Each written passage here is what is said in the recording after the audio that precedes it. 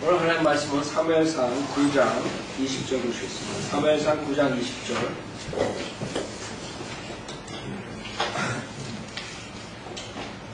자, 사무엘상 9장 20절. 3일 전에 잃어버린 내 나귀들에 관해서는 마음을 쓰지 말라. 자, 지금 사울은 아버지의 명령에 복종하고 나귀를 쳐들어가 했어요. 그때 이제 사무엘이 사울을 만났죠. 그 나귀들에 대해서는 마음 쓰지 말라. 그 다음에 그 나귀들은 찾았느니라. 이스라엘의 모든 바람이 누구에게 있느냐? 너와 내 아버지의 온 집에 있지 않느냐 하니, 사울이 대답하여 말하기를, 나는 이스라엘의 지파 중에서 가장 작은 베냐민 사람이 아니니까. 자, 여기서 이스라엘의 모든 바람이 누구에게 있느냐 했을 때 사울은 그걸 이해할 수가 없었어요. 왜 그러냐면 사무엘상 바로 전에 문제아 지파가 있었어요. 그 지파가 어느 지파예요? 베냐민 지파. 그러니까 우리 같은 베냐민 지파에서 어떻게 그 이스라엘을 다스릴 사람이 나오겠냐, 이런 아이디어죠. 왜? 유다 지파에서 홀이 떠나지 않는다고 성경에만 말씀하셨죠. 그 사울은 이해가 가지 않는 거죠. 사울이 대답해 말하기를, 나는 이스라엘의 지파 중에서 가장 작은 베냐민 사람이 아니니까. 또 내 집안은 베냐민 지파의 온 집안 중에서 가장 작은 집안이 아니니까. 그런데 어찌하여 당신은 내게 그렇게 말씀하시나이까 하더라. 전혀 사울은 예상치 못했던 거예요. 여기서 우리가 그 전주의 것을 보면 사울이 이렇게 인간적으로 봤을 때 별로 뭐 잘못된 게 없는 것 같아요. 그렇죠? 9장 이전에 보면 준수한 청년이라고 탁월하다 그러고, 그 다음에 덩치도 좋다 그러고, 뭐 빤듯해. 그 다음에 아버지 명령대로, 아버지가 원하는 대로 행하는 그런 효제. 여기서 봤을 때 우리 인간들은 그런 식으로 산다고. 많은 사람들이 그렇게 살아요. 근데 이제 사울의 문제점들이 뒤에 나오죠. 뒤에 나오는데 그게 지금 인본주의 사상을 갖고 사는 사람들 모습하고 똑같아요.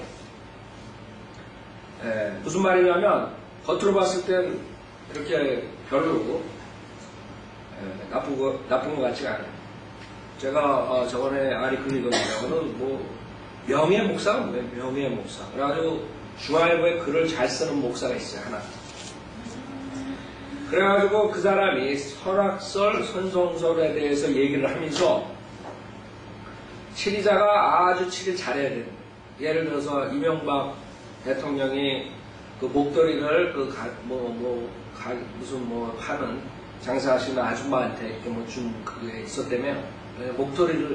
목도리를 자기 걸친 걸 주고, 그래서 그렇게 이제 선하게 이렇게 인수를 보이고 뭐 이러면서 이제 뭐 지도자들에 대해서 이제 얘기를 하는 거예요. 얘기하면서 사람들이 이렇게 아주 선하다, 인술이 있고 뭐 그렇게 행위로 보이려고 그러고, 이 사람들은 결국 이 사람이 말하는 게 초점이 안 받는데 뭐냐면 사람이 선하다 이게.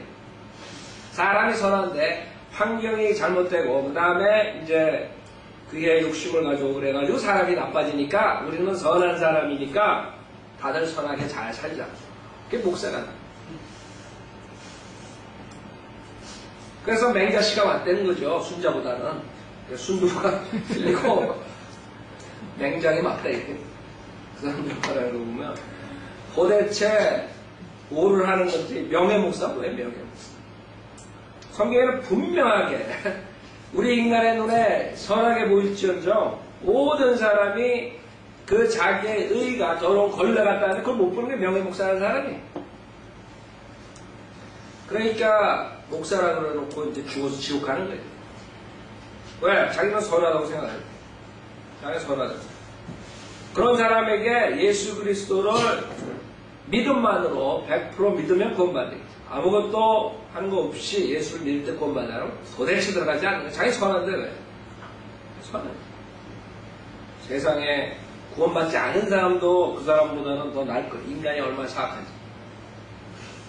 이 사람은 그런 사람의 일부분을 보고 그 사람이 선하다. 이 세상에 선한 사람이 더 많다. 그 사람, 그 목사랑 저랑 하나가 땅채. 제가 봤을 때 선한 게 없는데. 그쵸? 여러분이 성령으로 믿는 사람이 됐으면 우리 인간은 선한 것이 없다는 사도 바울의 그 고백에 동의할 거라고. 마찬가지. 이렇게 봤을 때 나오라는 게 없어요. 자, 이제 우리가 보면서 이 사울의 문제점들이 나오는데, 우선 여기서 이제 사울은 이해할 수가 없는 거예요. 베냐민 사람이 아니에요. 내가. 그래서 재판기에서 베냐민 지파 거의 없을 뻔했죠. 사악한 짓을 해가지고. 자, 그런데 어찌하여 당신은 내게 그렇게 말씀하시나이까 하더라. 22절 사무엘이 사울과 그의 종을 데리고 객실로 들어가서 그들로 초청받은 자들 가운데 가장 좋은 자리에 앉게 하였으니 초청받은 자들은 약 30명이더라. 근데 졸지에 뭐가 된 거예요? 한마디로 졸지에 사울이 그 높은 자리에 올라가게 된 거죠. 23절 사무엘이 요리사에게 말하기를 내가 내게 주며 따로 두라고 말했던 그 부위를 가져오라고 하니 특별한 사람, 왕이 될 사람. 24절 그 요리사가 앞다리와 그 위에 붙은 것을 꺼내어 사울 앞에 놓더라. 사무엘이 말하기를 남겨둔 것을 보라. 내 앞에 그것을 두고 먹으라. 내가 백성을 초청하겠다고 말한 후 지금까지 너를 위하여 그것을 간직해 두었느니라고 하더라. 그리하여 그날 사울이 사무엘과 함께 먹으니라. 그들이 산당에서 성읍으로 내려온 후 사무엘이 지붕 위에서 사울과 이야기하더라. 그 당시에 지붕에 그 프렛한 지붕에서 어디서 얘기했죠? 다윗이 문제 생길 때 그 지붕에서 못 볼 것을 봐가지고 결국에는 문제 생기죠. 지붕 위에서 사울과 이야기하더라. 26절 그리고 그들이 일찍 일어났는데 날이 새 무렵이 되자 사무엘이 사울을 지붕 위로 부르며 말하기를 일어나라. 내가 너를 보내리라 하니 사울이 일어나고 그들 두 사람 즉 그와 사무엘이 밖으로 나가 성읍 끝에 이르자 사무엘이 사울에게 말하기를 그 종으로 우리보다 앞서가게 하라. 그러자 그가 앞서가더라. 너는 잠시 가만히 서 있으라. 내가 내게 하나님의 말씀을 알게 하리라 하더라. 자, 그 당시 구약 때는 선지자에게 하나님의 말씀을 주셨어요. 그렇죠? 그 선지자가 그 하나님의 말씀을 계시를 받아서 전달했다고. 그 선지자들은 직접적으로 계시를 받았어요. 만약에 우리가 하나님의 말씀을 이렇게 나눠서 보지 않으면 지금 문선명이나 이런 자들이 주장하는 것, 조영기니 김기동이 수많은 사람이 주장하는 것처럼 자기네들이 직접 계시를 받았다 그런데 할 말 없는 거예요. 결국엔 직접 계시를 받았다는 사람들이 열매가 아주 사악한 열매들이 나오잖아요. 그럼 주님께서 직접 계시를 주신 게 아니죠. 그래서 그 당시의 선지자들, 지금 사무엘 같은 선지자들은 지금 교회 시대에 없는 거예요. 그 당시의 선지자들은 하나님으로부터 직접 계시를 받았어요. 그 다음에 그 관리자는 그 제사장들이었어요. 제사장들이 하나님의 말씀을 받아서 관리했죠. 지금 교회 시대의 제사장들은 누구예요? 성도들이에요. 성도들. 그 제사장들이, 그 선지자들이 준 구약성경과 사도들이 준 신약성경을 맡아서 우리가 관리하면 된다. 우리가 계시를 다시 받아가지고 몰명령이니 뭐 여호와 증인이 쓰는 그런 것들, 다른 집단들이 쓰는 그런 걸 만들 필요가 없는 거예요. 우리는 하나님께서 계시하신 것, 선지자와 사도를 통해서 계시하신 것을 받아서 관리하면 돼요. 가리키고. 근데 그것을 안 하는 집단이 있는 수많은 집단 중에 가장 큰 집단이 캐톨릭. 캐톨릭에서는 자기네들이 구약 때처럼 그런 특별한 그런 사도의 그런 권능을 가졌다는 동, 그 다음에 구약의 제사장 제도를 그대로 사용하고 그런 식으로 하고 있습니다. 근데 문제는 거기서 끝나는 게 아니에요. 그 사람들이 구약의 시스템을 가져오려면 결국에는 종교에서 끝나지 않죠. 왜? 구약에는 신약과 틀려서 물리적인 통치를 했어요. 종교가 물리와 합쳐가지고 결국엔 로마 카톨릭이 나와버린 거죠. 그렇게 되면 그 다음에는 로마 카톨릭으로 들어오지 않는 사람들은 하나님을 대적하는 자들이라 그래가지고 그 다음부터는 칼로서 죽일 수 있는 게 그게 암흑시대의 사건이라. 그게 여태까지의 그 가톨릭 교회에서 했던 것이고 잠시 동안 이 성경이 일반인에게 들어가가지고 진리가 전파되니까 잠시 백업한 것 지금. 그러나 이제 다시 그 종교와 정치를 합쳐가지고 사람들을 박해한 날이 올 거라고. 그때 되면 바이블 빌리버들이 박해를 받는 거예요. 언제가 될지 몰라요. 그게 무섭다는 거죠. 그래서 이 사탄이 셋업한 이런 시스템들을 보면 다 이유가 있는 거예요. 그냥 뭐 이 사람들이 제사장 뭐 수도 있대요. 그냥 그 구약 것 따라서 한다. 그게 아니죠. 그래서 여러분들이 지금 세상에 나오는 모든 사탄의 제도랑 사람들이 가져가는 모든 것들은 전설도 마찬가지예요. 모두가 근원이 하나님 말씀에서 조금 변개시켜가지고 나온 거예요. 그게 지금 사람들이 영화로 만들고 뭘 만들고 사람들이 소설을 만들고 그래가지고 이상한 종교들이 세대를 지나가면서 그게 조금 변질되고 조금 변질되고 그래가지고 이제 조세 스미스 같은 애들이 나와가지고 자기가 계시 받아가지고 그런 골든 플레이스 받았다 뭐 이런 식으로 얘기를 하는 거예요. 한국에도 지금 수없이 많은 사람들이 뭐 굉장히 많은 사람들이 그런 직접 계시받았다는 사람들한테 속고 있다고 그러더라. 자, 그런 사람들은 종교에서 끝나는 게 아니에요. 그 다음에는 물리적인 권위를 행사한다. 그러니까 그 사람들 물리적으로 그 문선명이라고 그런 사람들 보세요. 물리적으로 컨트롤 하잖아요. 3,000명. 제일 많이 하게 10,000명인가 결혼식 할 때. 그 사람들 서로 모르는 사람들이에요. 그래가지고 짝을 줘주는. 그래가지고 보면은 저 사람 생전 처음 만난 사람들이 이렇게 서가지고 완전히 수많은 사람들이 그 문선명이가 이상한 하얀 옷에다가 그 다음에 종이 금박질 한 그 면류관 쓰고 나와가지고 그 와이프랑 그 결혼 사회를 보는데 웃기지도 않더라고요. 근데 거기 있는 사람들이 그걸 따라서 아멘 아멘하고 수천 명이. 그러고 또 결혼한 다음에 3년은 못 사는데 3년 헤어져 있어야 돼. 그래서 사람들이 그 정도로 무지하다. 그런 사람들은 영적 권위만 하는 게 아니죠. 사람의 물리적인 권위를 행사하는 거기에 속아가지고 하는 거죠. 캐톨릭도 마찬가지예요. 가장 큰 집단이죠. 그러나 구약 때 선지자들에게 특별하게 하나의 말씀을 계시하셨어요. 지금 캐톨릭 교황이 한 게 아니에요. 자, 그래서 우리가 앞으로 오는 것이 뭐냐? 지금 만들고 있는 법들이 hate crime. 그 다음에 이제 이런 바이블 같은 건 hate literature 이런 거. 그러니까 바이블 빌리버들 책들은 그런 식으로 이제 hate 서적. 그게 크라임이 돼버리니 페더럴 오펜스가 돼버리니. 네. 여러분들이 이제 죄를 짓는 거, 그런 팜프렛 뿌리고 그러면 그날이 오는 거예요. 캐톨릭에서 이제 종교와 정치를 합해버리면. 그래서 우리는 그걸 막는 거죠. 우리 바이블 빌리버들은 계속적으로 캐톨릭의 그 실패를 폭로한단 말이에요. 그러니까 캐톨릭 사람들이 지금 가장 골치 아픈 사람들이 바이블 빌리버 친구들입니다. 베프티스트. 제 그 전도지를 사가는 사람들이 거의 다가 전 세계에 지금 얼마나 많이 부리고 있어요? 매주. 그래서 제가 물어봤어요. 누가 제일 많이 사가요? 거의 다가 침례교 선교사들이 사요. 침례교. 네, 얼마나 캐톨릭에서 그것을 미워하겠어요.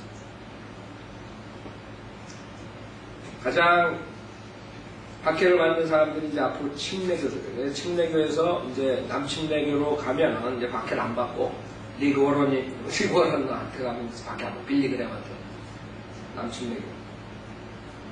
그다음에 이 독립침례교 중에서 이제 바이블 빌리버 그런 사람들한테 화살이 돌아가게 돼 있어. 자, 사무엘상 10장 1절. 그래서 사무엘이 기름 한 병을 가져다가 그것을 사울의 머리에 붓고 그에게 입맞추며 말하게 돼. 이것은 주께서 그의 유업을 다스릴 대장으로 너에게 기름 부으셨기 때문이 아니냐. 여기서 마찬가지예요. 여기서 기름을 부은다. 그 어노인팅 하는 거죠. 어노인팅. 주님께서 그 왕을 기름을 붓는단 말이에요. 자, 올리브 기름이죠. 올리브. 그 성령님의 픽처란 말이에요. 성령. 홀리 스피릿. 근데 이것도 트위스트 해가지고 캐톨릭에 써먹는 거예요. 캐톨릭에서 유아들의 머리에다가 물을 이런 식으로 기름 한 병을 가져다가 머리에 붓는 것처럼 그렇게 붓고 그 다음에 제사 주시다 이런 식으로 써. 얼마나 한심해요. 거기서 물을 부른다 그랬어요. 이거 어노인팅의 픽처인데 그걸 가지고 또 사기쳐가지고 지금 수많은 사람들 지옥으로 보내거든요. 사무엘의 기름 한 병을 가져다가 그것을 사울의 머리에 붓고 그에게 입맞추며 말하게 돼. 이것은 주께서 그의 유업을 다스릴 대장으로 너에게 기름 부으셨기 때문이 아니야. 그렇죠? 이게 자기네 교회들처럼 유아 세례주라는 게 이렇게 변질시켰지만 성인들은 믿는 사람들은 속지 않죠. 무식한 사람들은 성경 모르는 사람들 속게 돼 있어요. 그렇기 때문에 캐톨릭에서는 바른 성경 나오는 것을 싫어해요. 그래서 죽이는 거예요. 틴데이 같은 사람들 영어로 번역하려고 하면 죽여버리니. 위클리프도 굉장히 헤이트했죠. 죽은 사람 뼈를 파가지고 그 앞에 다 불살라고 그 정도로 헤이트하고. 왜? 하나님의 말씀을 일반적인 언어로 번역하려고 했으니까. 영어로 번역. 그런 사람들이 없었다면 킹제임 성경이 나올 수가 없었죠. 그런 모든 것들이 나와가지고 여기에 킹제임 성경을 주님께서 만들어내신 거예요. 여러분들이 항상 바이블리가 됐다는 것은 수많은 사람들이 피를 뿌렸다는 거예요. 지금도 그 킹제임 성경 때문에 많은 사람들에게 박해받는 사람들이 있다고. 그렇죠? 박해받는다는 게 그런 사람들이 인간적으로 봤을 때 성공할 수가 없는 거예요. 세상 사람들은 하나님의 말씀, 바른 말씀을 싫어한다. 킹제임 성경. 자기가 마음대로 해야 되기 때문에 절대로 받아들일 수가 없어요. 그 이만희 거기에서 나온 그 교수가 뭐라 그랬다고 그랬어요. 개혁 성경을 놓을 수가 없다는 게 이만희랑 문선명이랑 다 그걸로 짝을 맞춰가지고 가르쳤기 때문에 그걸 킹제임 성경으로 바꾸는 날은 끝나는 거예요. 이만희 가르칠 게 없는 거예요. 그 사람들이 영생의 말씀이라 그래가지고 가르친단 말이에요. 즉 이만희가 설교하는 말을 들어야 영생이 된다. 그 안에 들어와 있어야지. 그 사람들이 왜 거기 나가고 있어요? 그 말 한마디에 가는 거예요. 즉 영생. 이만희 말을 들으면 여러분 영생의 말씀이 이만희 입에서 나오는 게 아닙니다. 하나님의 말씀입니다. 바른 말씀. 킹제임 성경. 그 사람은 킹제임 성경을 쓸 수가 없는 거예요. 자기가 다 사기쳐는 데다 탈러난 거예요. 그래서 여기 킹제임 성경의 중요성을 아셔야 됩니다. 10장 2절 내가 오늘 내게서 떠나가다가 셀사에 있는 베냐민의 경계 라헬의 묘 곁에서 두 사람을 만날 것이요 그들이 내게 말하리니 내가 찾으러 갔던 그 나귀들을 찾으리니 보라 내 아버지가 나귀들의 염려는 놓았어도 너희로 인하여 슬퍼하여 말하기를 내가 내 아들을 위하여 어찌하리요 하더라 할 것이라. 그리고 나서 내가 거기서부터 앞으로 가서 타볼의 평원에 이르면 거기서부터 베델로 하나님께 올라오는 세 사람을 만나리니 한 명은 염소 새끼 3마리를 가지고 가며 또 한 명은 빵 3덩어리를 가지고 가고 또 한 명은 포도주 1병을 가지고 가는데 그들이 내게 문안하고 빵 2덩어리를 주리니 너는 그들의 손에서 받을지니라. 자 여기서 사무엘이 사울에게 지시를 한다. 그대로 지시를 따라야 되는데 이제 사울의 캐릭터가 나옵니다. 겉으로 봤을 때는 모른다. 인간들은 보통 때 평상시에 몰라요. 근데 이제 어떻게 하나님의 말에 대처하느냐에 따라서 알 수 있죠. 자, 5절은 그 후에 내가 필리스테인들의 거점이 있는 하나님의 산에 이르리니 하나님의 산은 7장 1절에 나오죠. 7장 1절에 보면 언약궤가 거기 있다고. 키럇 여아림 사람들이 와서 주의 궤를 들어 올려 산에 있는 아비나답의 집으로 가져온 후 그랬다. 그 산이래 말하는 거. 하나님의 산에 이르더니 그쪽으로 가서 성읍에 이르면 솔토리와 붓과 피리와 하프를 가지고 산당에서 내려오는 선지자의 무리를 만나리니 그들이 예언할 것이라. 선지자들이 예언. 선지자들이 예언. 김기동이가 예언한 게, 김광신이 예언한 게 선지자들. 선지자의 무리를 만나니 그들이 예언. 그 다음에 6절은 그때 주의 영이 내게 임하시리니 내가 그들과 더불어 예언하고 다른 사람으로 변하리라. 자, 구약 때 주의 영이 임하는 것이 틀리다는 것을 여러분이 알 수 있죠. 아직 임하지 않았죠. 그러나 구약 때는 하나님께서 임의대로 임하게 하고 그 다음에 주의 영이 떠나고 그런 장면들을 여러분이 볼 수 있어요. 16장 14절을 보세요. 16장 14절. 그렇기 때문에 구약에는 여러분같이럼 하나님의 말씀으로 거듭난 것이 아니기 때문에 구원의 확신을 가질 수가 없어요. 죽을 때까지. 언제 어떻게 될지 몰라요. 죄 가운데 죽으면 그냥 지옥 가는 거예요. 그렇기 때문에 죄를 지면 피제사를 지내는 거죠.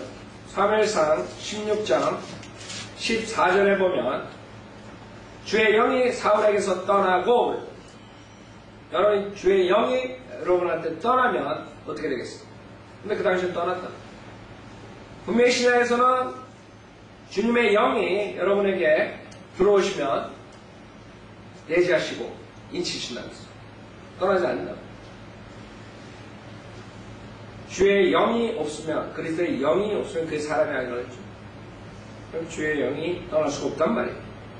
근데 구약 때는 떠났다고. 주의 영이 사울에게서 떠나고 주로부터 온 악령이 그를 괴롭히더라. 그 다음에 13절에 보면 그러자 사무엘이 기름불을 가지고 그의 형제들 가운데서 그에게 기름을 부으니 주의 영이 그날로부터 다윗에게 임하시더라. 결국엔 사무엘이 사울을 거절하고, 왜? 사울은 하나님의 말씀대로 안 했어요. 하나님의 말씀에 불복종했기 때문에 하나님께서 다윗에게 기름 부으라 그랬어요. 그래서 다윗이 기름을 부음받는 거죠. 주의 영이 그날로부터 다윗에게 임하시더라.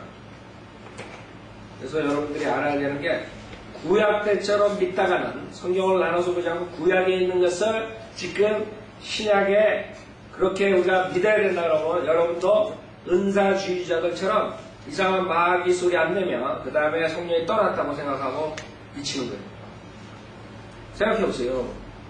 여러분이 방언을 해가지고 이상한 마귀 방언을 해가지고 성령이 들어왔다고 생각하는데 어느 날 갑자기 그게 안 나와요. 랄랄랄랄라 제가 랄랄랄라 쎄쎄쎄쎄 뭐 이렇게 해가지고 옛날에 글 썼더니 한국에 그 한승용 형제가 그거를 거기 바이블 파워인가 거기 인터넷 신문에다 올려놨어요. 그때 거기다 토를 달았는데 누군지 모르겠어요. 아주 멋있게 쓰셨습니다. 얼마나 무슨 배꼽지. 그 사람들은 모르는 거예요. 그게 성령님께서 하시는 줄 안다. 시원하게 썼대요. 시원하게. 랄랄랄랄레레레레 셔셔셔. 뱀소리 안 되니까 바이블 리어들은 그게 시원하대요. 그런 글을 보고. 근데 그거를 이제 은사주자들이 보면 나보고 이제 마귀들 목사가 되지. 시원한 게 아니라 저 사람 정신병원에 보내야 돼. 성령 모독죄로 저 사람은 지옥 가네. 얼마나 차이가 많아요. 성령들을 믿는 사람하고 안 믿는 사람.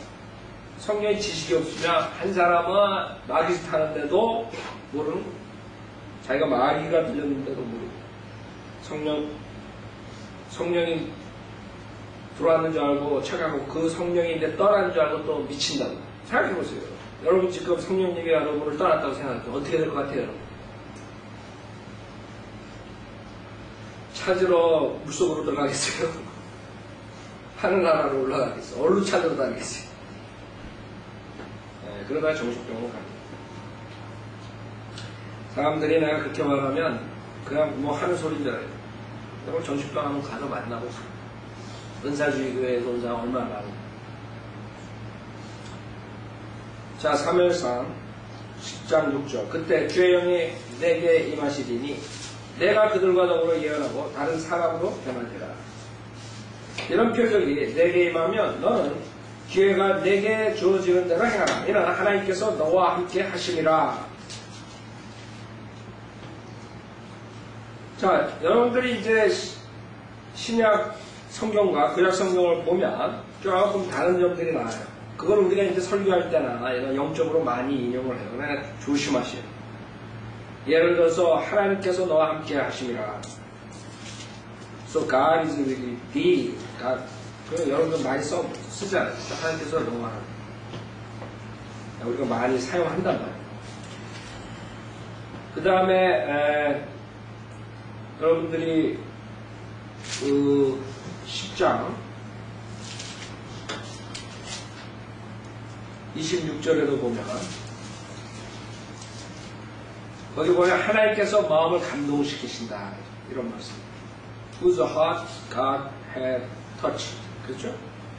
God had touched. 노래도 있다. touch. 특히 은사주의자들. 하나님과 항상 함께하고 그 다음에 하나님께서 내 하수 터치해주고 그 다음에 27절에 보면 He held His peace.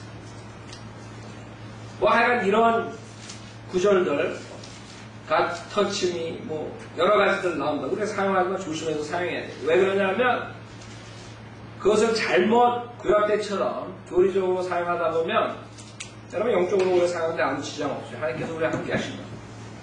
바이블 빌리오들이 얘기할 때 그런 얘기 할 수 있단 말이에요.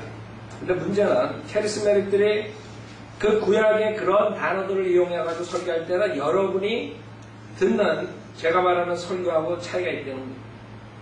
저는 하나님의 말씀으로 하나님께서 여러분과 함께 하시고 하나님께서 여러분의 마음을 감동시켜주고 이런 아이디어를 얘기하는 거고 이 은사주의자들이 이런 단어들을 쓸 때는 직접 구약 때처럼 성령이 임해가지고 주의 영이 자기한테 들어오고 떠나고 뭐 이런 아이디어를 감동 그래가지고 은사주의자가 빠진 필링 그 사람들 얘기하면 필링을 얘기하는 거예요. 우리가 설교하는 거 하나님께 함께 하신다 그게 성경적인 교리적으로 우리가 얘기하는 게 아니라 그 사람들은 필링 하는 거예요. 자기가 feel good 그러면 하나님 함께 하는 거예요. 그 다음에 돈을 많이 벌면 하나님 함께 하는 거예요. feeling 그런 아이디어 여러분 조심하세요. 자, 그 다음에 8절 너는 나보다 앞서 길갈로 내려가라. 보라 내가 네게로 내려가서 번제를 드리고 화목제에 희생제물로 제사를 드리리라. 내가 네게 가서 내가 해야 할 일을 가르쳐 줄 때까지 너는 7일을 기다릴지니라고 하더라. 분명히 정확하게 이렇게 지시를 한단 말이에요. 근데 기다리지 않아가지고 결국에 범죄를 하는 사건이 일어나죠. 기다리지 않는다.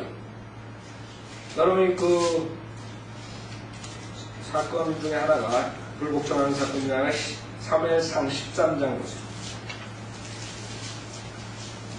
분명하게 너는 기다리라. 왜? 너가 제사장이 아니라 너는 왕으로 부음을 받은 것이 제사장 아니란 말이야. 그러니까 기다리라. 자, 사울은 왕으로 부름 받는데, 그쵸? 제사장, 그 다음에 선지자가 아니야. 사무엘은 선지자면서 제사장이에요. 그래서 사무엘이 제사장으로서 역할을 할 수가 있어요. 근데 사울은 아니란 말이에요. 13장 8절에 보면 그가 사무엘이 정해준 때를 따라 7일을 기다렸으나 사무엘이 길갈로 오지 않자 백성이 그로부터 흩어지더라. 그러니까 사울의 문제점들이 나타난 거예요. 사람들이 하나님의 말씀으로 테스트 받지 않을 때는 몰라요. 굉장히 훌륭한 사람 같기도 하고 인품이 좋은 것도 같고 뭐 하여간 인간이 봤을 때는 그렇게 볼 수가 있어요. 그러나 본성이 드러나는 하나님의 말씀으로 테스트를 했을 때 사울은 여기서 분명하게 사무엘에게 사무엘이 명령을 했는데 백성들이 흩어지는 거예요.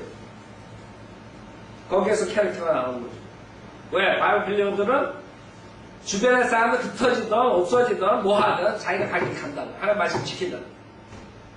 근데 그러지 않은 사람들은 그 환경에 흩어지는 거예요. 그래가지고 어떻게 실수를 해요? 죄를 져요. 9절에 보면 사울이 말하기를 여기 내게 번제물과 화목제물을 가져오라고 그가 번제를 드리더라. 자기가 제사장이 아닌데 주제넘게 기다리지 못하고 사람들 때문에 하나님 말을 어기는 거예요. 이게 사울의 캐릭터라고. 그래서 인간은 인본주의 사상으로 사람을 판단하면 안 돼. 하나님 말씀으로 테스트를 해야 돼. 하나님 말씀으로. 하나님 말씀을 이 사람이 지키는가 안 지키는가. 그래 그가 번제를 드리더라. 그래서 10절에 사울이 번제 드리기를 마치자마자 보라 사무엘이 옵니다. 사울이 그에게 문안하려고 나가 맞더라. 자 여기서 11절에 사무엘이 말하기를 당신이 무엇을 하였나이까? 하니 사울이 말하기를 내가 보니 백성은 나로부터 흩어지고 당신은 정한 날에 오지 아니하며 필리스타인들은 믹막스에 모여 있으므로 내가 필리스타인들은 이제 길갈로 나를 향해 내려오는데 나는 주께 간구드리지 아니하였도다 라고 말하고 이에 내가 부득불 드렸나이다 하니 이제 자기가 봤을 때 이 모든 게 이게 잘못된 것 같아요. 주변의 환경을 보니까 불안한 거예요. 그래가지고 자기가 그냥 해버리는 거예요. 부득불 드렸다 이게. 그래서 사무엘이 사울아 잘했다 그러자 13절에는 사무엘이 사울에게 말하기를 왕이 어리석게 행하였나이다. 왕이 주 왕의 하나님께서 왕에게 명령하신 계명을 지키지 아니하였나이다. 이게 문제야. 아무리 인간이 보기에 괜찮은 것 같아도 인간이 보기에 아니 저 정도면 뭐 그래도 그런 상황이니까 아니 그 목사가 뭐 이런 식으로 나오는 거예요. 여러분 기독교 목사들 얘기를 그 교회 다니는 교인들한테 한번 해보세요. 아 그거는 우리 목사가 어쩔 수 없이 뭐 상황에 이래서 뭐 저래서 어쩌고 저쩌고 그래서 바른 성경 안 쓰고 바른 교리 못 가르쳐 지옥 설교 안 하고 사람 치울 뻔해? 그 사람들 말하면 그거라. 하나님께서는 중요한 게 그 사람들이 왜 그래서 그거 안 하느냐가 아니에요. 하나님께서 명령하신 계명을 지켰냐? 지키지 않느냐? 그래하였더라면 주께서 이제 이스라엘 위에 왕의 왕국을 영원히 세우셨을 것이니 그러나 이제 왕의 왕국은 지속되지 못하리. 그 다음에 다윗에게 넘어갑니다. 그쵸? 결국에는 다윗이 실질적으로 선지자면서 제사장이면서 왕으로서 등장해요. 그래서 다윗은 예수 그리스도의 모형이에요. 확실한 모형이에요. 자, 9절, 사무엘상 10장 9절, 그가 사무엘에게서 떠나려고 돌아섰을 때 하나님께서 그에게 다른 마음을 주셨으며 그 모든 표적들이 그날로 이루어지니라. 자, 마지막 때 주님께서 이스라엘 백성들에게 다른 밭을 준다 그랬죠? 마지막 때 이스라엘 사람들이 그렇게 된다고. 그들이 그쪽 산에 이르렀을 때 아까 말한 10장 1절에 있는 곳이가 뭐냐 그쪽 산에 이르렀을 때 보라 선지자의 무리가 그를 만났는데 하나님의 영이 그에게 임하니 그가 그들 가운데서 예언하더라. 하나님의 영이 그에게 임하니 전에 그를 알았던 모든 사람이 그것을 보니 보라 사울이 선지자들 가운데서 예언하는지라. 그때 백성들이 서로 말하기를 키스의 아들에게 임한 이것이 무슨 일이냐 사울도 선지자들 가운데 있느냐 하니 이 사람이 어떻게 됐느냐. 근데 이 사람들도 웃기는 게 그 뭐 탄생이 무슨 문제가 아니야. 하나님께서 하시는 것만 하는 거가 아닌 거지. 이 사람들 자체도 문제가 있는 거죠. 10절에 보면 그래서 그들이 뭐라 그래? 그것에 어떤 사람이 대답하여 말하라 그래. 그들의 아버지가 누구냐 한지라. 그럼 뭐 무슨 문제? 네? 그들의 아버지 한지라. 그러므로 그것이 속담이 되고 사울도 선지자들 가운데 있느냐 하더라. 그 다음 변경된 성경들은 their father를 his father라고 또 변경했습니다. his father. 이건 선지자들 그들의 아버지가 누구냐. 13절 사울이 예언한 걸 마치고 산당으로 왔더라. 14절 사울의 삼촌이 사울과 그의 종에게 말하기를 너희가 어디로 갔었느냐 하니 사울이 말하기를 나귀들을 찾으러 하였는데 나귀들이 없는 것을 보고 우리가 사무엘에게 갔나이다 하더라. 사울의 삼촌이 말하기를 내가 청하노니 사무엘이 너에게 무엇을 말했는지 내게 말하라 하니 사울이 그의 삼촌에게 말하기를 그가 우리에게 나귀들을 찾았다고 분명히 말하더이다 하더라. 그러나 사울은 사무엘이 말하였던 왕국의 일에 관해서는 그에게 말하지 아니하더라. 이것도 사울의 그 특성이에요. 성격이란 말이에요. 첫 번째는 사울이 하나님 말씀을 지시대로 안 했죠. 환경에 무너져 버리는 그런 성격을 가지고 있어요. 믿음을 지키지 못해요.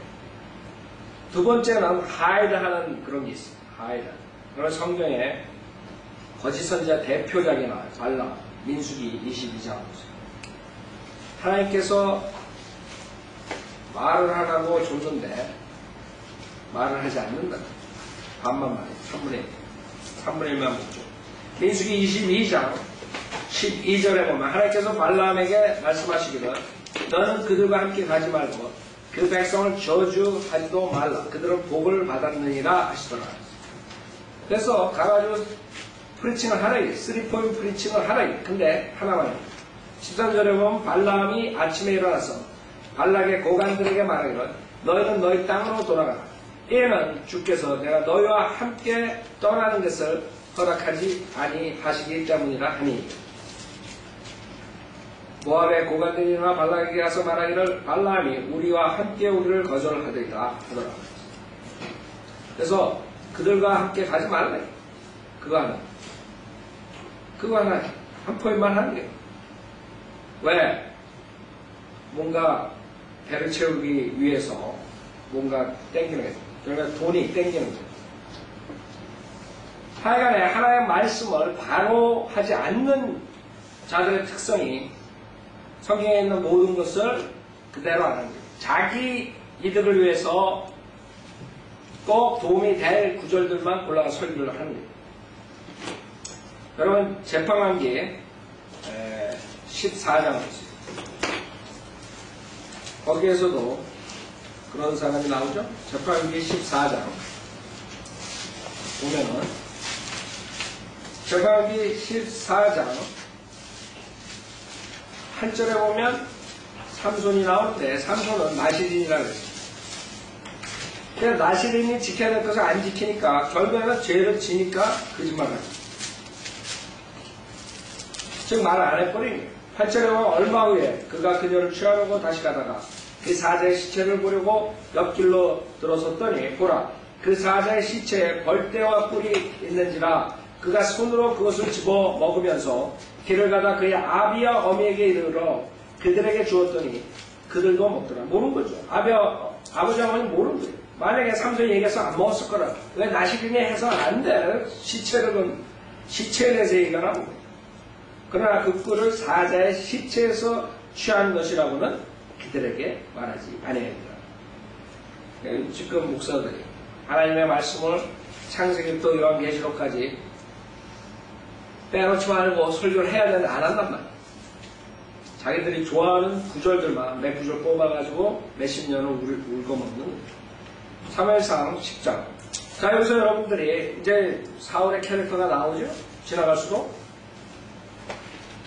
근데 이 사울하고 신약에 나오는 사울하고 같은 베냐민 지파지만 엄청난 차이가 있어요. 신약에 나오는 사울은 크리스찬들을 잡아 죽이러 다녔던 사람. 근데 구원받고 난 다음에 완전히 180도 달랐어요. 그쵸? 완전히 달라졌어요. 그렇기 때문에 인간이 보는 관점하고 사람이 보는 관점하고 틀린 거예요. 캐릭터가 틀린 거예요. 그 안에 있는 것이. 요게 구약에 나오는 사울 왕은 사람이 봤을 때는 괜찮은 것 같아요. 근데 그 안에 있는 캐릭터들을 보면 아무 쓸모가 없어요. 아무 쓸모가 없어요. 테스트를 받으면, 믿음에 대한 테스트를 받으면 아무 쓸모가 없어요. 그러나 사울은 크리스찬을 죽이는 그런 자에서 구원받고 돌아섰을 때 담대하게 복음을 전파했다. 담대하게. 숨기는 거 없이. 지금 사울왕처럼 그런 식으로 스니키하게 하지 않았다. 사무엘상 10장 17절 10장 17절 그때 사무엘이 백성들을 모두 주께로 불러 미스페에 모아서 이스라엘 자손에게 말하기를 이스라엘 주 하나님께서 이같이 말씀하시기를 내가 이스라엘을 이집트에서 인도하여 이집트인의 손과 모든 왕국들의 손과 너희를 압제하였던 자들로부터 너희를 구해내었느니라 하셨으나 너희는 너희의 모든 대적과 환난에서 친히 너희를 구원하신 너의 하나님을 오늘날 거절하고 그분께 말하기를 아니니이다. 우리를 다스릴 왕을 세우소서 하는도다. 그러므로 이제 너의 지파별로 1000명씩 주 앞에 나오라 하더라. 사무엘이 이스라엘의 모든 지파들을 가까이 오게 하니 베냐민 지파가 뽑힌지라. 이제 왕을 고르는 거죠. 백성들이 원했으니까. 그래 골라낸 지파를 고르는데 그 중에 베냐민 지파가 뽑혔어요. 그러나 21절 그가 베냐민 지파를 그의 가문대로 가까이 오게 하니 마트리 집안이 뽑혔고 그 다음에 키스의 아들 사울이 뽑히니라. 사람들이 그를 찾았으나 그가 보이지 않더라. 이게 또 하나의 사울의 캐릭터예요. 겁쟁이. 22절에 그러므로 그들이 죽게 또 묻기 덩치는 큰데 덩치는 다른 사람보다 머리가 하나가 더 있던데 그러므로 그들이 죽게 또 묻기를 그 사람은 아직 여기에 오지 않았나이까 하니 주께서 대답하시기를 보라 그가 어디에 숨어있어요? 기구 사이에 숨었느니라 하시더라. 두려움. 그 당시에 왕이 되면 전쟁터에 제일 앞장서가지고 나가야 되는데 용기가 없는 거예요. 그래서 그 전에 하나님께서 기름을 부으실 때부터 이 사람은 인간적인 면에서 훌륭한 것이 아니라 걱정했는데 지금 목사들이 왜 바이블 빌리버 목사가 안 되느냐. 인간적으로 봤을 때는 괜찮은데 캐릭터가 부족한 거죠. 뭐가 부족해? 겁쟁이 될 수가 없어요. 아무리 우리 거 보고 진리라고 하고 좋다고 전화 오고 이번에도 그 8년 전에 나갔던 목사 만났는데 암만 뭐 지금도 뭐 좋고 어쩌고 그러는데 그만 어디 숨냐 왜 안 나타나냐 우리 거리 설교할 때 우리 밭 대놓고 그때 길거리에서 뭐 거리 설교하는 거 어느 목사들이 뭐 누가 거기서 거리 설교한다고 그랬는데 자기가 뭐 김기환 목사님 아니냐고 그럼 뭐해 8년 동안 어디 숨어 있었어? 지금도 숨어. 알면서 왜 안 하느냐?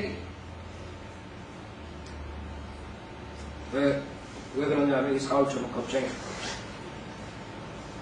자기가 하나님의 진리 전파하다가는 매장될 것 같으냐? 손님 다 떨어져 나갈 거야. 손님 떨어져 나갈 거야. 그가 기구 사이에 숨었느니라 하시더라.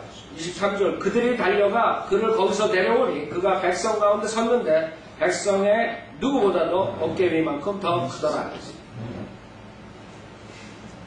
생각해보세요. 얼마나 무서워요. 그 큰 몸뚱 가지고 기구 사이에 숨어있다. 이 사절 사무엘이 모든 백성에게 말하기를 너희가 주께서 택하신 그를 부릅니다. 생각해보세요. 얼마나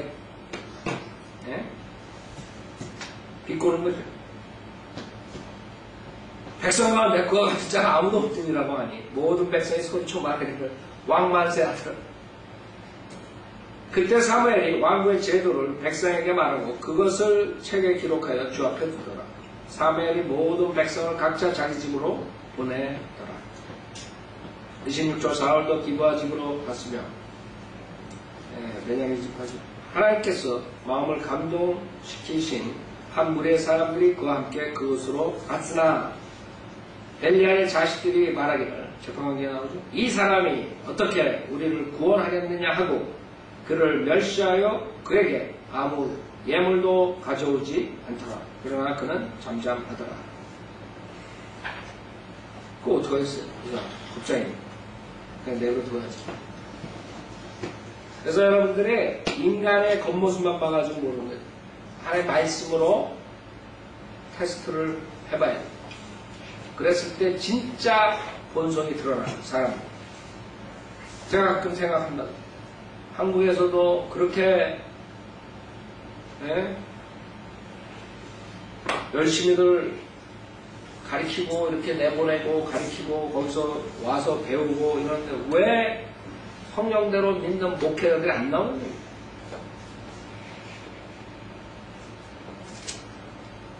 없다는 거예요.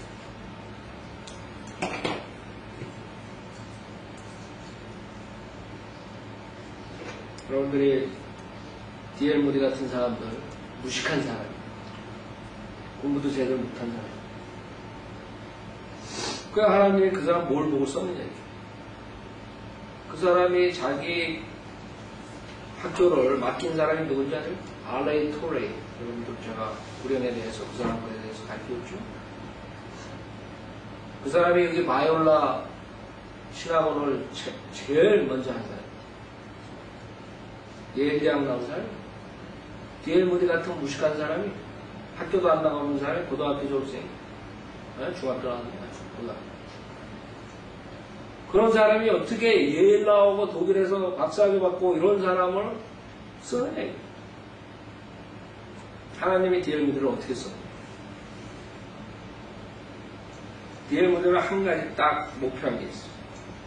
그 목표가 뭐냐면 하나님의 뜻을 온전히 실행하는 자가 되겠다. 이 목표. 그거 하나예요. 하나님의 뜻은 100% 내가 실행. 하나님께서 나에게 원하시는 거는 내가 행하게 돼. 그걸 결심하는 거예요. 그거 보고 하나님 쓴 거예요. 하나님께서 지혜 주셨죠? 네, 지혜 주니까 그렇게 큰 사람, 그걸 많은 사람들에게 영향을 끼치는 거예요. 지금 바이올라 여기 그 D.L. 모디랑 같이 사역했던 토레이가 했는데 지금 바이올라 여기 다니는 사람들은 어때요? 우리 거리 설교하면 훌러턴에서 제일 먼저 와서 방해하는 친구들이 걔네들이에요. 대학생들. 무식한 애들. 자기네 그 학교를 창립한 사람이 가장 효과적인 구령 방법이 거리 설교라고 책자를 낸 사람. 그것도 모르는 게 있어요. 지금 이 학생 애들은 그런 얘기하면 이런다. 우리 인터넷에 지다가 올려놨어요. R.A. 토레이가 어떻게 거리 설교하는지, 거리 설교가 왜 해야 돼? 거리 설교가 왜 중요하냐? 그 지금 몇십 년 뒤에 여기 학교 다니는 애들은 그 무식하면 그렇게 되는 거예요. 무식하면. 자기네 창시자가 뭐를 주장했는지, 어떤 교를 가르치는지 모르겠어요. 그러고 자기네들이 바이올라를 하는데. 자, 그럼 마치.